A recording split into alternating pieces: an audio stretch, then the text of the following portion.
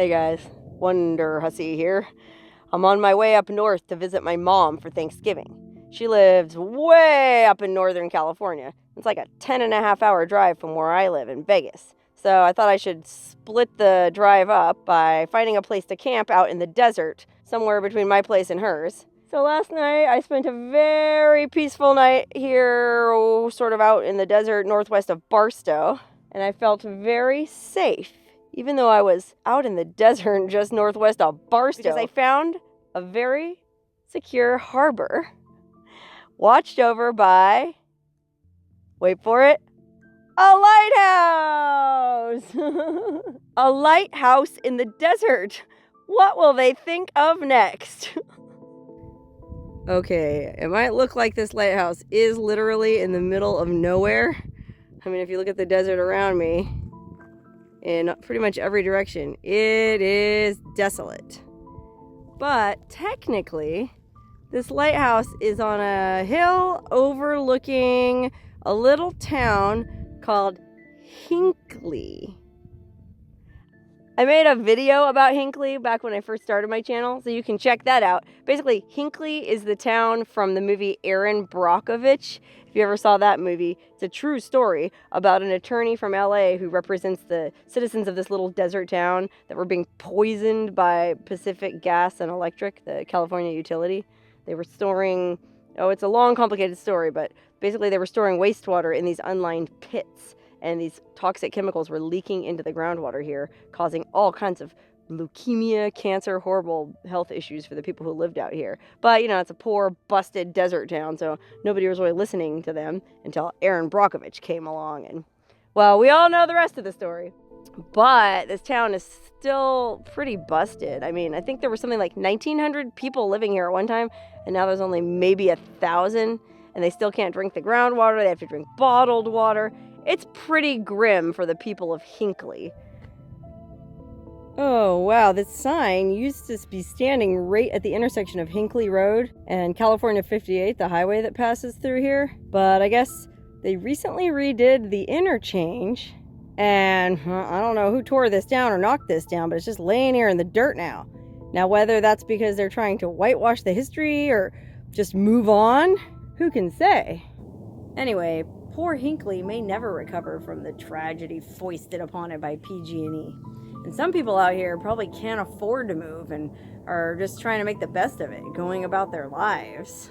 So this artist, I think his name's Daniel Hawkins, he built this lighthouse because a lighthouse is kind of like a symbol of, or a beacon of hope, right? When you're going through the dark night and you're afraid you're going to crash on the rocky shore, the light from a lighthouse is what saves you and gets you through.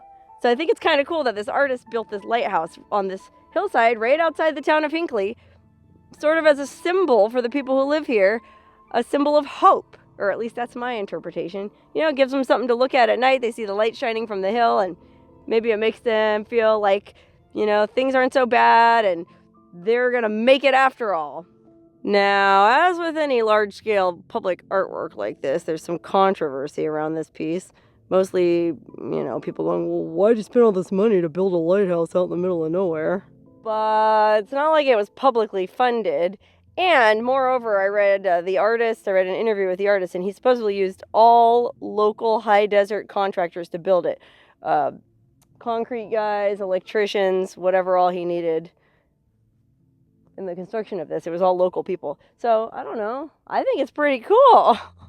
I mean, imagine you're driving through this desolate landscape at night, and you can imagine there are no lights anywhere. And then you see this crazy beacon shining from the top of the hill. And it's a friggin' lighthouse, hundreds of miles from the sea. I mean, it gives you this kind of weird, cozy feeling of safety. It certainly did me last night when I was driving around in the pitch darkness looking for a place to camp. Well, having the beacon from this lighthouse here kind of, made me feel weirdly safe. I just parked my rig there, sort of bathed in the comforting glow of the light from this friggin' desert lighthouse, and I didn't feel so bad. The only bummer is it doesn't actually have a revolving beacon like a real lighthouse. The whole thing just glows sort of uniformly. But I'm not really going to quibble with it because It took a lot to get this thing up here.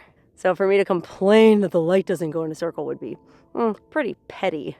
Anyway, you might say that it's kind of a waste of money to build a lighthouse in the middle of the desert, and the artists' funds and fundraising would have been better spent, putting the money into this local school or church or something. But I don't know, man. I mean, I'm an artsy-fartsy type. I was an art major, so I appreciate art. But I feel like things like this can, I know it sounds weird, but they can actually do a lot for civic pride and make people feel better. So I think this lighthouse was money well spent. And I got to give massive props and kudos to this guy, Daniel Hawkins, who, by the way, when I was reading about him online, I read some interviews with him. He sounds like a very interesting person.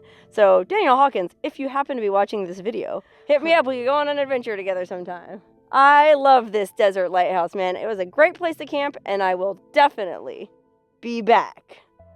But it's a real shame that this sign is just laying here in the dirt, because, I don't know, it looks to me like it's just going to fall apart or get bulldozed.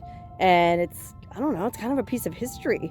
I almost want to take it with me, but obviously it's way too big to fit in my rig anyways. Man, I wonder who knocked it down or why it's laying here in the dirt. Hopefully they're not trying to whitewash the history of this place, because, I don't know, I feel like stuff like this is haunting and important to remember. I don't know, somebody call Erin Brockovich. Maybe she'll put up the money to restore this sign or make a better sign. Or how about this? Call Julia Roberts.